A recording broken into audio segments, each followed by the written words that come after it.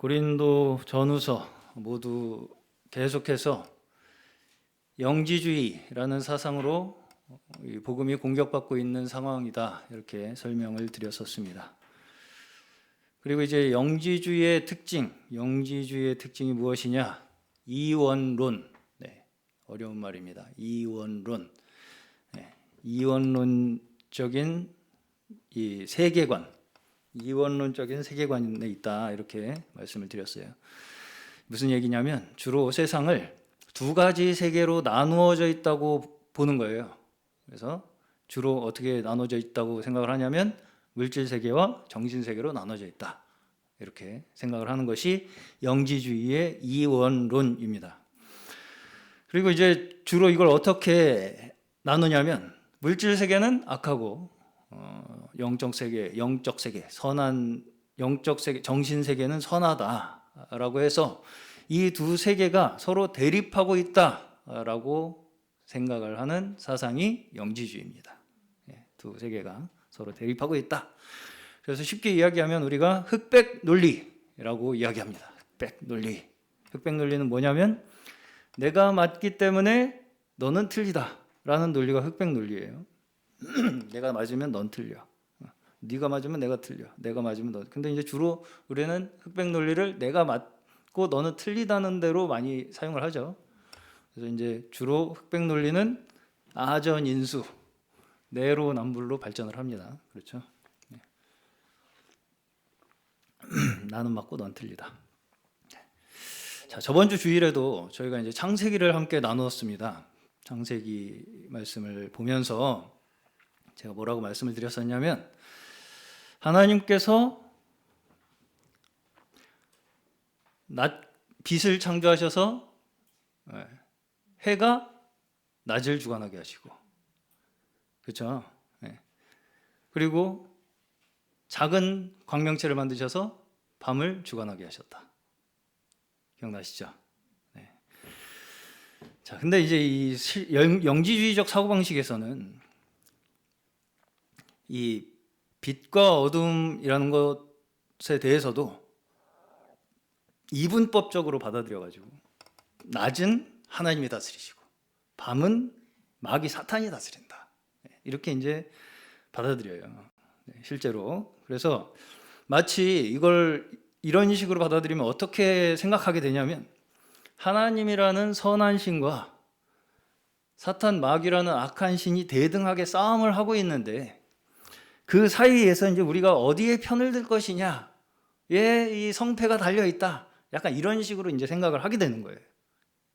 거기에 성패가 달려 있는 것처럼, 거기에 성패가 좌우될 것처럼 생각하게 하는 것이 영지주의입니다. 많이 헷갈리시죠? 이렇게 생각이 이런 것 같기도 한데 하는 생각이 들어요, 자꾸 우리가. 그렇죠?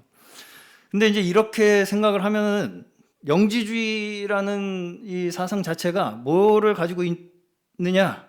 다신론적인 신앙을 가지고 있어요. 그래서 신이 둘이다, 선한 신과 악한 신이 있어서 두 신이 싸우는데 거기에 이제 우리가 껴있다, 이런 식으로 이제 생각을 한단 말입니다. 이것이 영지주의의 이분법, 이원론적 세계관, 그리고 다신론적 신앙. 신이 여럿이다. 우리는 한 분 하나님을 믿잖아요. 하나님 믿으시죠? 네. 자, 그래서 이 커다란 두 세력 사이에서 우리의 의지로 선택하기에 달렸다, 이렇게 이제 착각을 하게 만드는 것이 영지주의입니다. 그렇기 때문에 이원론적인 사고방식에서는 자기 기준에 의해서 판단을 하게 돼요. 빛과 어둠을 주로. 그래서 나는 빛이고 너는 어둠이다, 이런 식의 이제 논리 구조가 발생하게 됩니다. 그래서 자, 그러면 왜 이렇게 자꾸 사람들은 둘로 나누고 싶어 하느냐? 왜 이렇게 둘로 나누고 싶어 할까요? 사람들은. 왜냐? 그 이유는 우리의 현실 속에 있는 우리의 양면성을 받아들이지 못하기 때문입니다.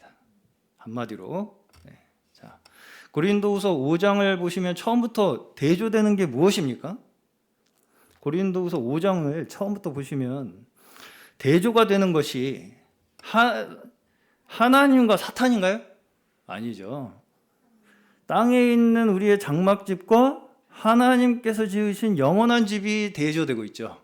네. 그리고 우리의 죽을 몸과 생명이 대조되고 있죠. 네. 그렇죠. 네. 또 이제 앞에서 보시면 질그릇과 보배가 대조가 되고 있고요. 네. 자, 사실은 하나님의 뜻을 방해하는 사탄이 어디 있어요? 하나님의 뜻을 방해하는 사탄은 결국 우리의 육신에 있다는 얘기예요. 그렇죠? 네. 우리의 육신에 있는 죄가 바로 하나님의 뜻을 방해하는 사탄입니다. 그렇죠? 네. 자, 하나님께서는 우리의 육신에 있는 죄와 싸우시는 거예요.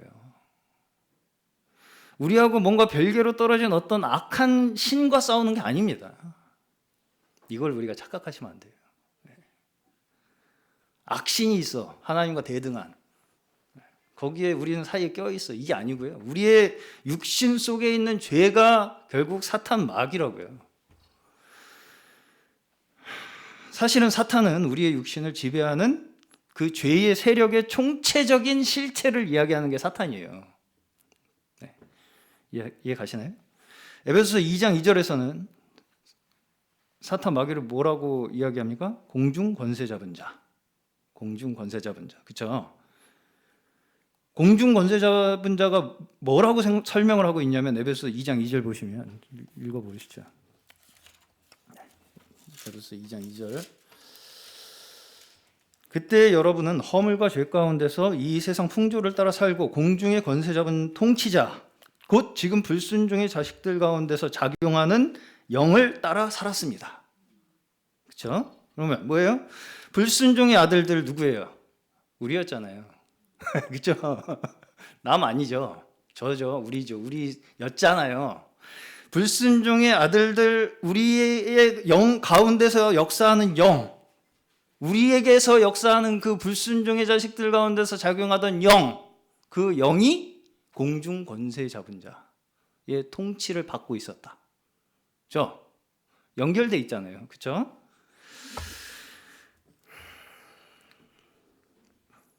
악의 세력의 권세자가 사탄 마귀다. 이렇게 이야기를 하는 거죠. 그렇죠? 악의 세력이 있다는 것입니다. 악의 세력. 그렇죠? 자, 그러면 그 세력을 누가 형성해요? 악의 세력을 누가 형성해요? 악의 따로 형성하는 세력이 있습니까? 네. 우리 육신에 있는 죄가 악의 세력을 형성하고 있어요. 그렇죠? 이해 가십니까? 동의가 되십니까? 네. 그 죄의 권세를 잡은 자가 누구라고요? 사탄이라는 거죠.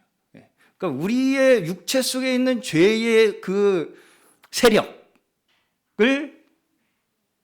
권세를 가지고 있는 자가 사탄이라는 거예요. 어디서 따로 우리랑 이렇게 하는데 우리는 거기서 이거 선택할까 저거 선택할까 이러고 있는 게 아니라 우리 자체가 사탄의 세력을 형성하고 있던 자들이라고요.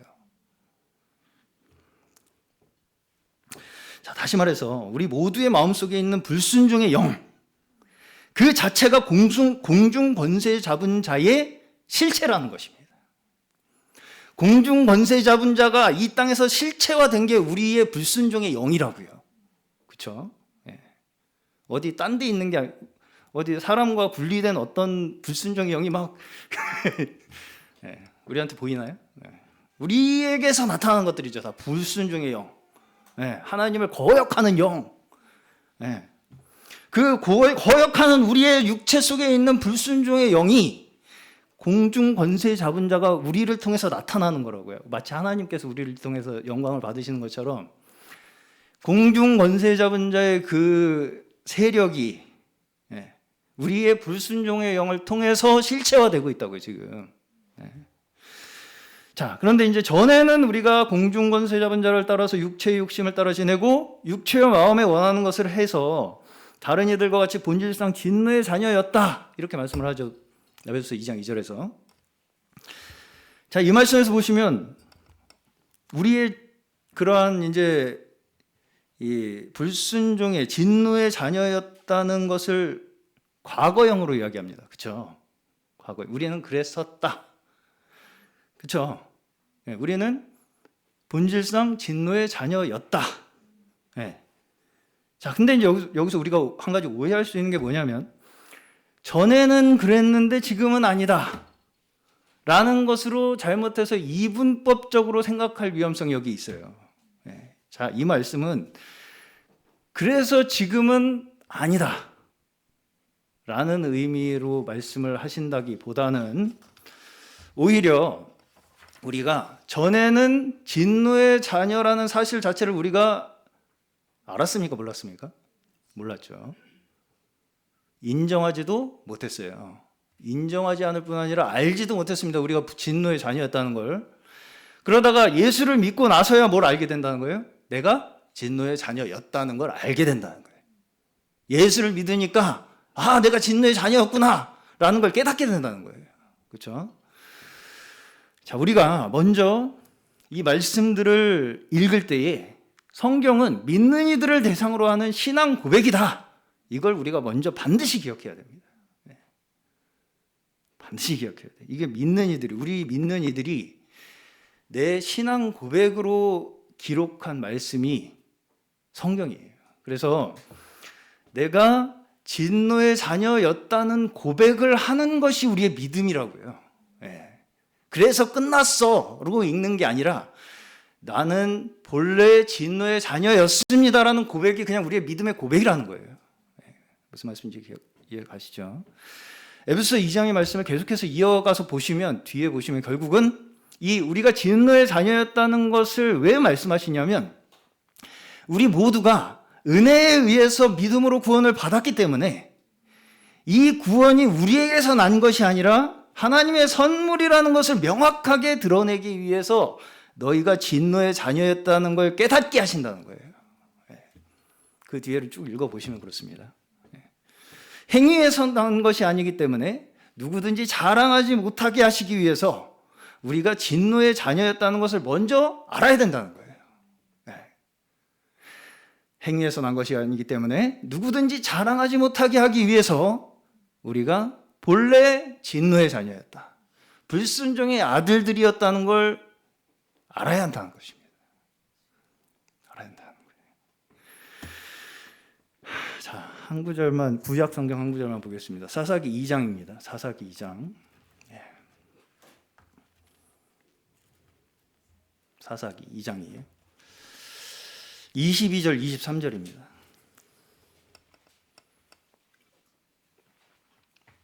사사기 2장 22절, 23절. 2장 제일 마지막 구절입니다. 제가 읽어드릴게요. 이렇게 하여서 이스라엘 백성이 나 주가 가르쳐준 길을 그들의 조상처럼 충실하게 걸어가는지 가지 않는지를 시험하여 보겠다. 그래서 주님께서는 다른 민족들을 얼른 몰아내지 않고 그 땅에 남아있게 하셨으며 여호수아에게도 그들을 넘겨주지 않으셨던 것이다. 네. 자, 사사기에는 여호수아 정복 전쟁을 통해서 이제 이스라엘이 가나안을 차지하는 것으로 시작하죠. 네. 제가 어느 정도 성경을 아신다고 생각하고서 말씀을 나누겠습니다. 사사기는 여호수아 정복 전쟁을 통해서 이스라엘이 가나안을 차지하는 것으로 이제 시작을 하는 이야기예요.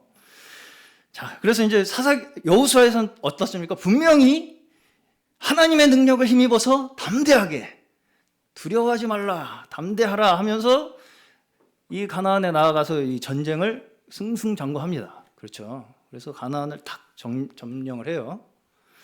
근데 사사기 1장에서 보시면 이 이스라엘 백성들이 이런저런 이유들로 결국은 이스라엘 백성과 가나안 족속이 어울려서 살게 되는 것을 이야기하고 있어요. 사사기 1장에 보시면. 그리고 이제 2장 초반부에 보시면 3절에 보시면 2장 3절 사사기 2장 3절에 보시면 그것이 다 쫓아내지 못한 것이 그들에게 올무가 될 것이라고 말씀합니다. 이 가나안 족속을 그들이 다 쫓아내지 못한 것이 결국은 너희들에게 올무가 될 것이라고 말씀을 하세요. 그렇죠? 네, 3절 읽어드릴까요? 내가 다시 말하여 둔다. 나는 그들을 너희 앞에서 몰아내지 않겠다. 그들은 결국 너희를 찌르는 가시가 되고 그들의 신들은 너희에게 우상을 숭배할 수밖에 없도록 올가면 올무가 될 것이다. 네. 근데 여기 이제 2장 마지막에 보시면 방금 읽은 22절, 23절 보시면 이게 다소 우리가 이걸 서로 매치하기가 어려운 부분이 있습니다. 그렇죠? 자, 그 땅에 여전히 이방 민족이 남아 있는 것이 그 가나안 땅에 여전히 이방 민족이 남아 있는 게 이스라엘 민족이 잘못한 결과라고 처음에는 말씀하시는 것 같잖아요. 그들이 다 안 쫓아내서 너에게 올무가 될 것이다. 근데 마지막에서는 뭐라고 하십니까? 하나님께서 그들을 시험하기 위해서 여호와수아로에서부터 애초부터 넘겨주지 않았다고 말씀하고 있어요. 남겨두셨다. 하나님께서 남겨두셨다. 그들을 시험하기 위해서. 이해가 가십니까? 이들의 책임과 하나님의 섭리가 함께 있죠. 그렇죠? 이들의 책임이 있어요. 이들이 쫓아내지 못한 책임이 있는데 그 모든 것 위에 하나님의 섭리가 있어요. 그렇죠? 이거 어떻게 좋아하시겠습니까? 어떻게 좋아하시겠어요, 이걸? 분명 이스라엘이 하나님의 말씀에 순종하지 않은 결과로 가나안 족속이 그들의 올무가 되었습니다. 그런데도 불구하고 그 모든 일이 하나님께서 그들을 가르치시기 위해 남겨두신 시험이라는 거예요. 이분법적으로 이해할 수가 있겠습니까, 이걸? 자, 우리는 처음 믿을 때에 먼저 깨닫게 되는 것이 뭐냐면 방금 말씀드렸지만 우리의 죄악됨입니다. 우리의 죄악됨.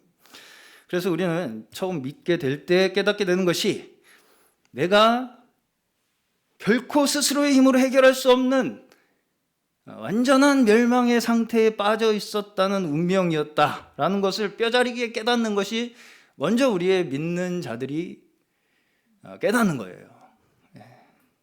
자, 근데 이 말이 잘못돼서 우리가 이제 믿었으니까 끝났다. 더 이상 우리에겐 아무런 갈등도 없다라는 것을 말하기 위한 것이 아니에요. 아니에요. 오히려 없던 갈등이 시작된다는 걸 이야기하는 겁니다. 어떤 갈등이 시작된다는 걸 이야기하는 거예요. 앞에 에베소서에서 보셨듯이 우리의 죄악됨을 깨닫도록 하시는 목적이 뭐라고요? 얼마나 우리가 구제불능의 상태였는지를 알게 하시고 너무 타락해서 스스로 우리가 선을 택할 의지조차 없었던 자들이었음을 고백하도록 하시는 거예요. 우리의 죄악됨을 깨달음으로써 우리가 얼마나 내 힘으로 아무것도 할 수 없는 완전히 멸망받아도 입이 10개라도 할 말이 없는 자이었음을 고백하도록 하신다고요. 그리고 그 고백을 통해서 하나님의 선택에 나를 하나님께서 선택하신 그 선택에 나의 공로가 털끝만치도 내 자격이나 행위가 거기에 털끝만치도 없음을 증거하시기 위한 거예요.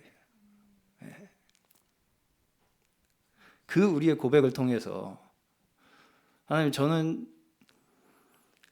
제 스스로 선을 택할 의지조차 없었던 자였습니다 라는 우리의 고백을 통해서 하나님께서 우리를 택하신 그 택하심이, 구원이 나의 어떤 자격이나 행위로 자랑할 수 있는 것이 털끝만치도 없다는 걸 고백하게 하시는 거라고요. 그걸 증거하시는 것입니다. 우리의 양심에 증거하시는 거예요. 그리고 그렇게 하나님의 전적인 은혜로 택하신 자들의 죄를 용서하시고 하나님의 자녀 삼으셨죠. 예수 그리스도를 통해서. 그리고 그 예수 그리스도를 통해서 자녀 삼으신 자들을 끝까지 성령의 보증하심으로 우리의 인생 끝날까지 우리와 함께 하셔서 하나님께서 택하신 자들을 한 사람도 실패하지 아니하시고 성도로 만드신다는 것이 하나님의 주권적 은혜입니다. 우리는 하나님의 주권적 은혜를 이러한 하나님의 완전하신 구원 사역을 통하여 믿을 수 있게 되는 거예요. 자, 이 모든 과정을 통해서 하나님의 택하심과 성화됨까지, 그렇죠? 하나님께서 우리를 택하시고 우리를 성화시키시기까지 우리가 할 수 있는 것은 아무것도 없습니다 라는 항복을 우리의 인생의 과정을 통해서 끝끝내 우리에게 받아내셔서 우리를 하나님의 영광의 찬송이 되게 하시는 것입니다. 네. 하나님께서 저를 택하신 것과 내가 하나님의 자녀 되고 그 나라의 백성이 되기까지, 거룩하게 하시기까지 제가 할 수 있는 것은 아무것도 없습니다라는 그 항복을 우리의 인생 전체를 통해서 받아내신다고요. 그 항복을. 그게 우리의 믿음이에요. 그 항복하는 게 믿음이라고요. 아브라함이 마지막에 결국 항복했듯이. 네. 그럼으로써 우리가 하나님의 영광의 찬송이 되는 거죠. 오직 하나님께 있습니다, 구원은. 이걸 우리가 고백함으로써. 자, 성령이 우리를 보증하셔야 하는 이유가 무엇이냐면 여전히 우리의 인생 속에는 연약한 육신이 남아있기 때문입니다. 연약한 육신이 남아있기 때문에 성령이 우리를 보증하셔야 되는 거예요. 그래서 우리는 두 법을 가지고 사는 자들이에요. 두 법. 로마서 8장에 보시면 원래 우리는 어디에 따라 살던 자들이에요? 죄의 법에 따라 살던 자들이죠. 그런데 지금은 하나님의 성령의 법을 받았습니다. 성령의 법을. 자, 그런데 이제 여기서 로마서 8장에서 보시면 죄의 법의 특징은 뭐라고 이야기하십니까? 죄의 법의 특징은 뭐예요? 정죄. 그리고 정죄는 우리를 어떻게 만들어요? 죽음으로 이끌죠. 정죄. 죄의 법의 특징은 정죄. 정죄의 결과는 죽음입니다. 자, 그러면 생명의 성령의 법의 특징은 뭐예요? 생명의 성령의 법의 특징은 뭐예요? 은혜죠. 은혜. 네. 그래서 은혜는 우리에게 무엇을 줍니까? 생명과 평안을 줍니다. 자, 다시. 죄의 법의 특징은 정죄예요. 정죄로 우리를 몰아요. 죄의 법은. 그리고 그 정죄는 우리를 죽음으로 내뭅니다. 그러나 성령의 법은 우리를 은혜로 가르치시죠. 그리고 그 은혜로 가르치시는 것이 우리를 생명과 평안을 주시는 거라고요. 은혜의 법으로 우리에게 생명과 평안을 주신다고요. 자, 여기서 내가 곧 성령이다.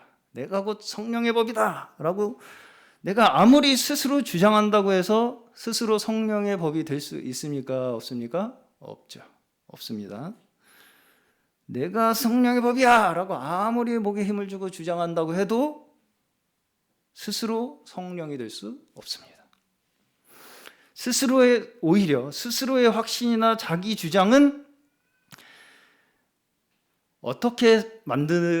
자기를 어떻게 보이고 싶은 동기에서 나오는 거냐면 다른 사람보다 특별하고 우월한 존재로 자랑하고 싶기 때문에 그렇게 나오는 거예요. 내가 성령이야.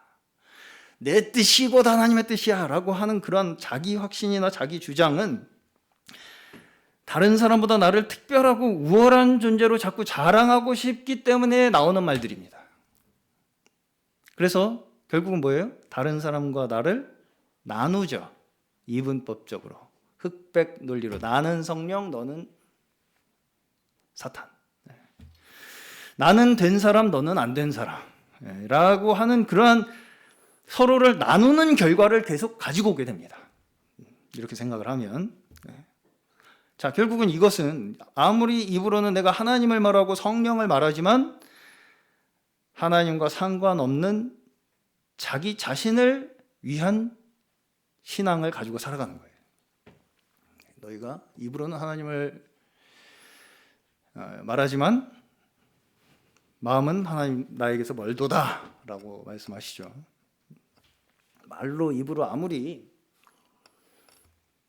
스스로 자신의 확신이나 자기의 주장을 스스로에게 되뇌인다 할지라도 그것이 하나님께서 그 사람에게 어떤 이 특별한 표식을 주는 일이 될 수가 없어요. 없습니다. 자, 그리고 이 이분법은 어디까지 가냐면 나는 성령이고 너는 육체고, 나는 십자가고 너는 사탄이고, 나는 믿음이고 너는 불신이고, 내가 하는 일은 다 하나님의 뜻이고 내가 하는 일에 반대하는 너는 다 사탄으로 만들어버리는 그런 논리가 되어서, 그러면 그 마음속엔 결국 뭐가 많겠습니까? 은혜가 많겠습니까? 정죄가 많겠습니까? 은혜가 많겠습니까? 정죄가 많겠습니까? 네. 자, 이렇게 말할 수 있는 사람은 인류 가운데 단 한 사람밖에 없어요. 네. 누구겠습니까? 예수님밖에 없죠. 나는 성령이고 나는 십자가고 나는 믿음이고 내가 하는 일이 곧 하나님의 뜻이라고 말할 수 있는 사람은 예수 그리스도 한 분밖에 없어요. 동의하시죠? 네. 그 외에 자기가 예수의 빙의가 돼가지고 내가 곧 성령이고 십자가고 믿음이고 순종이고 하나님의 뜻을 이루는 사람이라고 하는 그 모든 사람은 다 뭐예요? 예수 사칭범이죠. 사이비 교주 후보생들이죠. 그렇죠? 그렇죠? 우리 모두는 예수께서 완성하신 믿음을 바라보며 끝까지 따라가는 자들입니다. 우리 모두는 예수께서 완성하신 믿음을 끝까지 따라가는 자들이라고요. 거기에서 우리가 여기서 좀 도토리 키재기, 내가 좀 더 낫고 네가 더 좀 낫고 하는 거는 사실은 아무 의미가 없습니다. 없어요. 다 각자의 선악의 행위에 의해서 심판받는다고 하시잖아요. 자, 특히 이제 사역자들이 쉽게 걸리는 시험이 뭐냐면 나와 성도들을 나누는 그런 이제 이 생각들을 하게 되는 시험이 있어요. 그래서 내가 좀 나은 내가 좀 덜 된 너희를 가르치겠다. 약간 이런 이제 어떤 나누는 태도를 취하게 되기가 쉽다는 것입니다. 자, 물론 사도 바울도 자신을 본받기를 성도들에게 권면합니다. 자, 그럼에도 불구하고 사도 바울이 성도들에게 자신을 본받으라고 하는 것은 내가 너희들보다 잘하고 있는 그런 어떤 하나의 우월함을 배우라는 것이 아니에요. 사도 바울이 성도들에게 배우라는 것은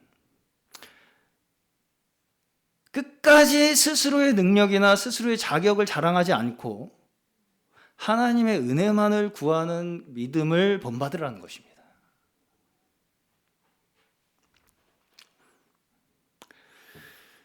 나처럼 좀 십자가 좀 잘 져봐라.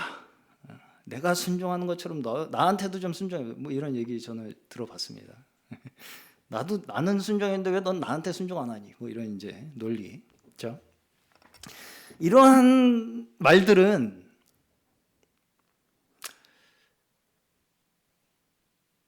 다른 사람보다 내가 더 뭔가 성령에 가깝고 내가 좀 더 신령해 갖고 높은 신앙적 수준을 가지고 있으니 나를 좀 따라라 라고 자랑하기 위한 의도가 아니에요. 사도 바울의 본받으라는 것은 내가 너희들보다 더 신령하고 성령에 가깝고 높은 신앙 수준이니까 나를 좀 본받아봐라 라고 하는 의도가 아니라고요. 더 그리스도 앞에 살아가는 자신의 삶의 모습을 본받으라는 거죠. 그럼 그리스도의 삶은 뭡니까? 십자가의 삶이잖아요. 나 자신을 드러내지 않으려고 노력하고 더 끝까지 하나님의 은혜만을 의지하면서 살아가고 더 하늘에서 주실 보상만을 상급만을 소망하는 믿음의 삶을 본받으라는 거예요. 그렇죠? 네. 사도 바울과 같이 더욱더 스스로를 드러내지 않고 하나님의 은혜만을 의지하는 믿음의 삶, 하늘에서 주실 상급만을 소망하는 삶, 그 믿음의 삶을 본받으라는 거죠. 내가 이렇게 잘하는 걸 본받아라 이런 게 아니고요. 그렇죠?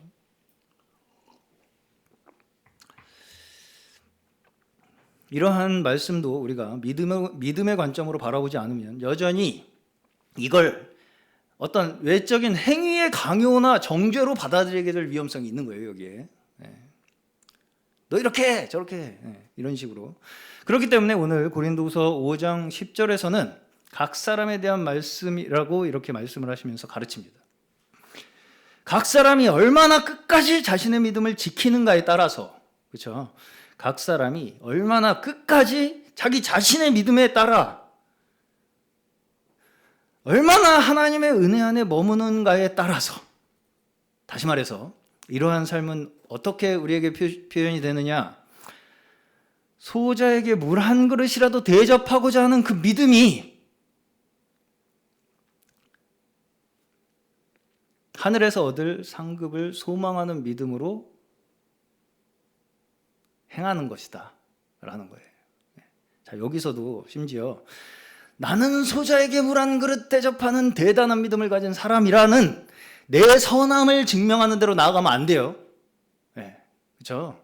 나는 이렇게 물 한 잔 줬는데 넌 안 줬지. 이런 걸로 갑니다. 우리가 잘못하면. 오직 이 모든 우리의 선행이 하늘에서 얻을 상급만을 소망하는 믿음으로 행하게 되는 것이 우리의 하늘에서 얻을 선행으로 얻을 상급, 그 상급을 위한 믿음의 삶이라는 것입니다. 끝까지 우리는 이 땅에서 내가 한 이 행동에 대한 보상을 얻고 싶어요. 어떻게든 내가 이렇게 한 나라는 보상, 그렇게 해서 나를 다른 사람보다 좀 더 특별하게 만들고 싶은 마음, 나는 이렇게 좋은 일 하는데 너는 뭐 하니? 라는 그러한 마음들. 자, 여기서 자꾸 다른 사람에게 요구하기 위한 것으로 말씀을 사용하지 않으시기를 축원합니다. 이 모든 하나님의 말씀들은 다 나 자신에게 이루어져야 할 말씀들이에요.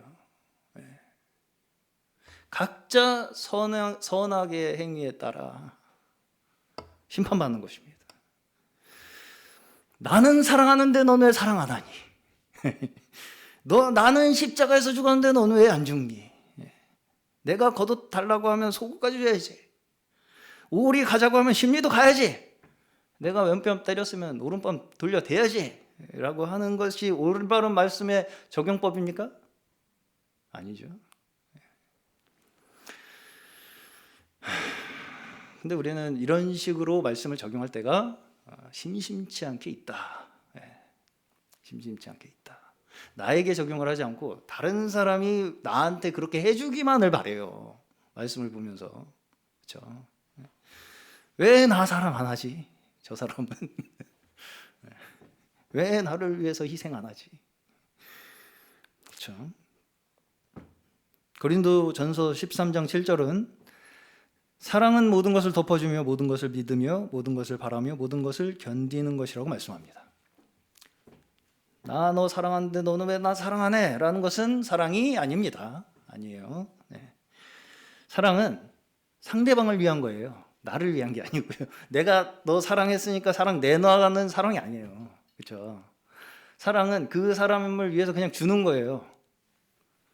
난 네가 좋아하는 일이라면 뭐든지 할 수 있어. 그렇죠? 뭐든지 할 수 있어야 돼요. 그냥 난 네가 좋아하는 일이라면 뭐든지 할 수 있어야죠. 내가 좋아하는 일, 너 좋아하는 일 했으니까 너도 나 좋아하는 일 해줘야지. 자, 믿음과 순종도 마찬가지입니다. 물론 믿음은 우리의 삶에서도 열매를 맺습니다. 열매를 맺어요. 그럼에도 불구하고 그 열매가 반드시 우리가 원하는 방식으로만 오지 않을 수 있다는 것입니다. 이걸 기억해야 돼요. 자, 내가 하고 싶은 일을 이루어 주시는 하나님을 믿는 건 믿음이라고 했습니까? 아니라고 했습니까? 아니라고 했어요. 내가 하고 싶은 일을 이루어 주시는 하나님만 하나님이야. 내가 하고 싶은 일 안 이루어주시는 하나님은 안 믿겠어. 이거는 우상숭배입니다. 우상숭배예요.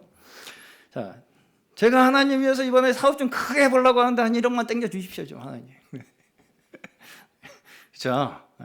제가 이번에 하나님 위해서 사업 좀 크게 한번 해보려고 하는데 1억만 좀 땡겨 주십시오. 그래서 이제 원하는 결과가 안 이루어지면 또 다른 사람 탓을 해요 자꾸. 너 때문에 내가 하나님 망쳤어 하나님 계획을 네가. 제가 저번 주에도 말씀드렸다시피 우리 앞에는 여전히 복과 저주가 있습니다. 복과 저주가 있어요. 우리 앞에 순종하면 복을 주시고 불순종하면 저주가 임합니다. 우리의 삶에 여전히 그래요. 자, 그러면 무엇이 복이고 무엇이 저주인가가 문제입니다. 무엇을 복이라고 생각하고 무엇을 저주라고 생각할 것인가. 우리가 이것을 우리가 판단하는 기준이 문제예요, 결국은.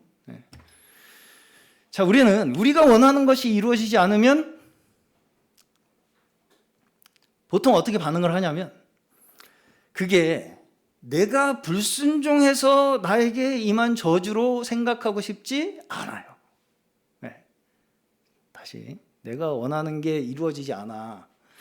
그 결과를 내가 잘못해서 내가 불순종해서 임한 저주로 받고 싶지 않아 한다고요. 그래서 자꾸 어떻게 한다고요? 다른 사람 탓을 하거나 환경 탓을 하게 됩니다. 자, 그럼에도 불구하고 사실 복과 저주는 굉장히 단순해요. 그렇게 어려운 게 아닙니다. 지금 내가 누리고 있는 모든 것들이 뭐예요? 복이죠. 그렇습니까? 그걸 우리가 믿는 자들이 하나님의 자녀입니다. 내가 지금 누리고 있는 모든 것들이 하나님께서 주신 복이에요. 그것에 대해서 사실은 그냥 우리는 감사하고 영광 돌리며 살면 됩니다. 그게 우리가 받은 복이에요. 그런데 항상 사람은 어떠냐면 내가 누리고 있는 것을 하나님이 주신 복이 아니라 내 믿음으로 내가 만들어낸 내 결과라고 생각하고 싶어 한다고요. 우리가. 그러면 그 순간 그 복이 뭘로 바뀐다고요? 저주로 바뀐다고요.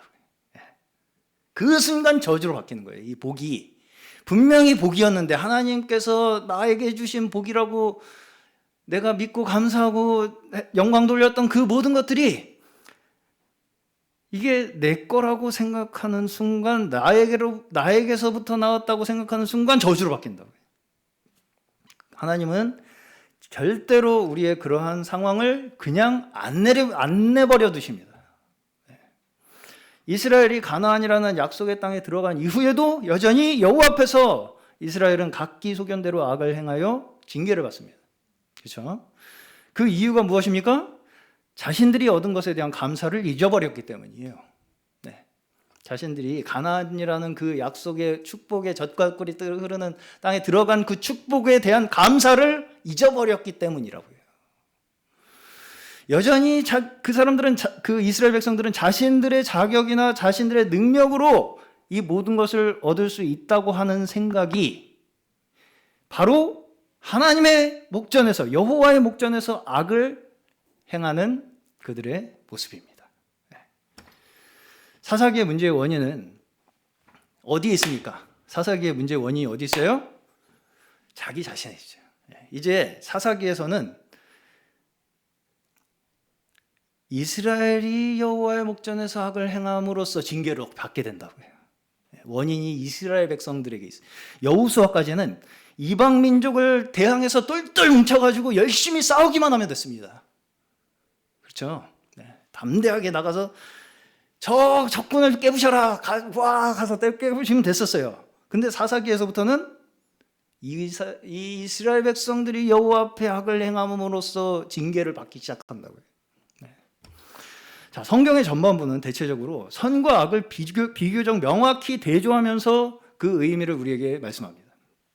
그런데 뒤로 가면 갈수록 이 선과 악의 의미가 외부적으로 대조를 하는 것에서 어디로 옮겨갑니까? 우리의 내면으로 옮겨와요. 좀 어렵죠? 성경의 앞부분에서는 그게 외면적으로 나타나요. 선과 악의 대조가. 근데 그 대조를 점점점 우리의 내면으로 옮겨온다고요. 무엇이 선이고 무엇이 악인가, 이것이 이제 어떤 외적인 현상 속에 있는 것이 아니라 우리 마음의 동기, 우리가 어디에 믿음의 근거를 두고 있는가, 여기로 모아져요. 이 선과 악이. 하나님은 선을 드러내기 위해서 악을 사용하십니다. 그렇죠? 하나님은 선을 증거하시기 위해서 악을 사용하신다고요. 십자가의 구원을 위해서 유다의 마음에 사탄이 들어가서 예수님을 팔아넘깁니다. 십자가의 구원의 역사를 이루기 위해서 유다의 마음에 사탄이 들어가서 예수님을 팔게 한다고요.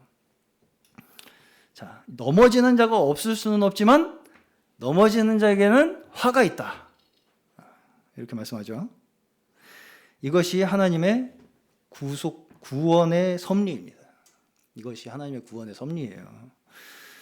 지금도 우리의 인생 전체가 그 하나님의 구원의 역사 속에서 하나님께서 지금도 살아 역사하고 계시다라는 것을 믿는 자들이 하나님의 자녀입니다. 지금도 내 인생 전체가 그 하나님의 구원의 역사의 일부로 사용되고 있다. 택함받은 자와 택함받지 않은 자의 각자의 인생을 통해서 아무도 변명할 수 없도록 자신들이 선택한 결과를 복과 저주를 통해 심판하십니다. 아무도 변명할 수 없어요. 유다도 변명할 수 없어요. 자기가 선택한 거예요. 그것을 하나님께서는 그 위에서 섭리로 사용하신다고요. 그럼에도 불구하고 거기에서 자신들의 행위에 의해서 복과 저주를 심판으로 받게 된다고요. 우리는 아직 남은 인생이 있습니다. 우리 모두에게 아직 남은 인생들이 있어요. 얼마나 남았는지 아무도 모릅니다. 그러면 왜 하나님께서는 우리에게 남은 인생을 허락하셨겠습니까? 우리의 남은 인생만큼 하나님께서 우리의 인생을 통해 더 하실 일이 남아있기 때문입니다. 더 가르칠 게 남아서 그래요.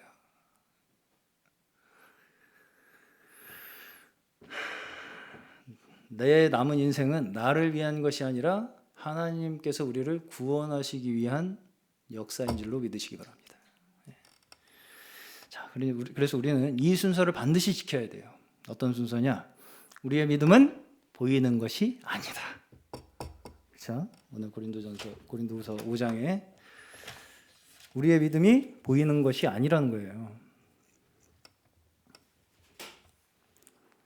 7절에 우리는 믿음으로 살아가지 보는 것으로 살아가지 아니합니다. 보이는 것으로 우리의 믿음이 증명되는 것이 아니라는 거죠. 자, 내가 하고 싶은 일이 잘 되는 게 곧 하나님의 뜻이라는 증거로 자꾸 그렇게 생각하면 안 돼요. 그러니까 그렇죠? 내가 하고 싶은 일이 잘 되는 게 곧 내가 하는 게 하나님의 뜻이구나라는 걸로 자꾸 끌고 오면 안 된다고요. 믿음이란 건 그런 게 아니라는 것입니다. 눈으로 확인할 수 있는 게 아니라고요. 자, 물론 잘 되면 감사해야 합니다. 축복이에요. 그럼에도 불구하고 그것이 곧 100%다. 이게 100%야, 나는. 이런 거 보니까 100% 하나님의 뜻이네 라고 하는 순간 거기에 뭐가 작동돼요? 저주가 작동돼요. 그게 내 거야! 라고 하는 순간 저주가 작동된다고요. 그러면서 이제 그 거기에서 이제 나타나는 부정적인 결과에 대해서는 안 받아들이려고 하고 부정하려고 하고 하면서 자꾸 다른 사람의 탓으로 돌리려고 하게 되는 것이 우리가 보이는 행동들입니다. 우리가 하는 일에는 모두 복과 저주가 함께 맞물려 있습니다. 복과 저주가 함께 맞물려 있어요. 네. 우리가 하는 일에 성패에 하나님의 구원이 달려있는 것이 아니라 하나님께서는 우리가 못난 짓을 하는 것조차도 사용하신다고요. 그렇습니다. 네. 그러나 우리가 우리의 의도를 자꾸 정당화하고 깨닫지 못하면 그 결과는 반드시 저주로 돌아옵니다. 저주로 돌아와요. 그것을 우리가 그때그때 징계로 받아들이고 하나님 앞에 항복하도록 하시는 것이 우리의 인생 속에서 끊임없이 일어나는 우리의 시험입니다. 나에게 오는 징계를 징계로 받아들이는 거. 그래서 하나님 앞에 항복하는 거. 하나님 역시 안 되는군요, 저는. 라고 하는 그 항복을 우리의 인생 끝까지 받아내신다고요. 그것이 우리의 인생 속에서 멈추지 않고 죽을 때까지 일어나는 시험이라고요. 죽는 날까지, 죽는 그 순간까지 이 시험은 계속될 것입니다. 다시 말씀드리지만 성령은 어떤 사람을 100% 확인시켜주지 않습니다. 예수 그리스도 외에. 그 외에 어떤 사람도 자신의 연약함과 불완전함을 인정하지 않으려고 하고 스스로 자꾸 옳다고 하고 고집부리고 교만을 버리지 않으면 뭐가 임한다고요? 저주가 임한다고요. 저주가 임합니다. 다시 말씀드립니다. 하나님의 역사는 우리의 일에 성패에 있지 않습니다.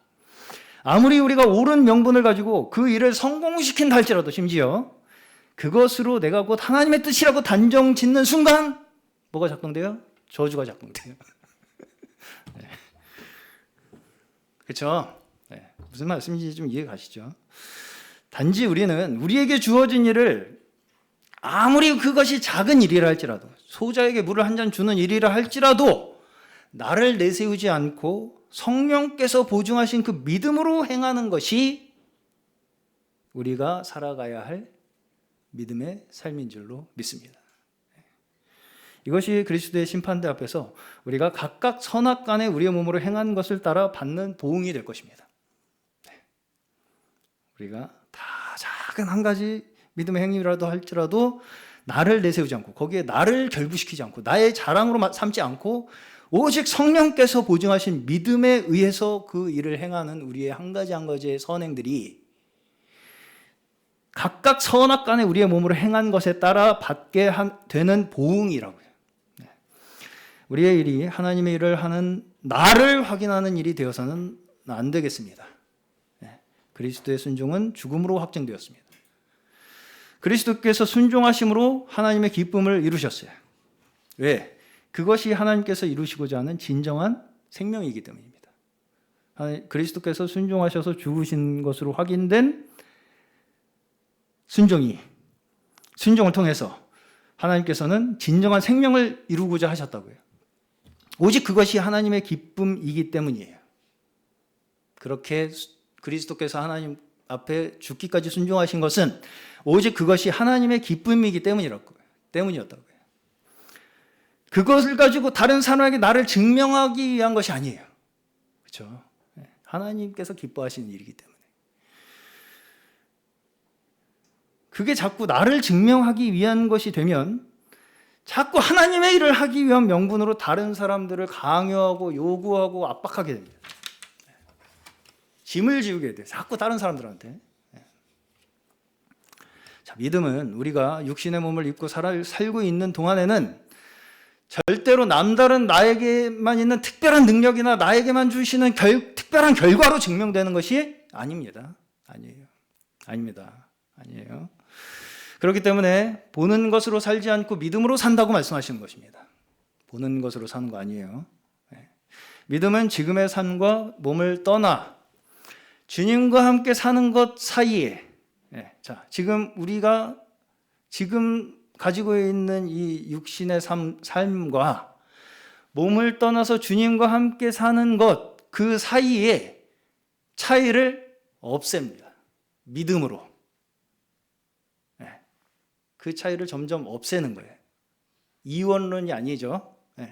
지금 이건 악하고 그건 선하고 아닙니다. 이걸 점점 하나로 합치는 거예요. 하나님께서 저에게 주신 믿음은.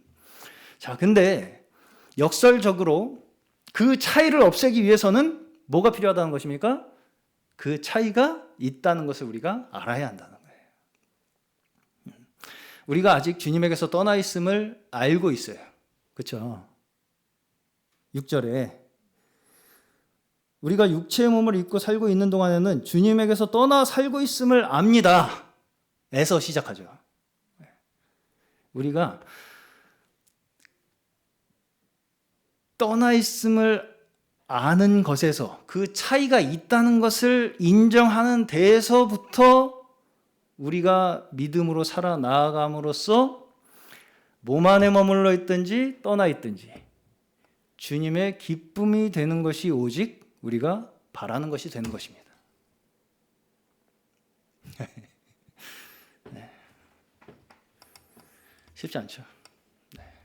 우리의 믿음의 삶은 끝까지 우리는 하나님께서 하시는 일만 바라보고 나가는 자들이에요. 내가 어떻게 이루어서 내가 눈으로 뭔가를 확인해서 믿겠다, 확인하겠다 라는 것이 아니라 끝까지 하나님께서 우리를 인도하시는 분이시라는 것을 믿는 믿음으로 살아나가심으로써 오직 주를 기쁘시게 하는 저희 모두 되시기를 주의 이름으로 축원합니다.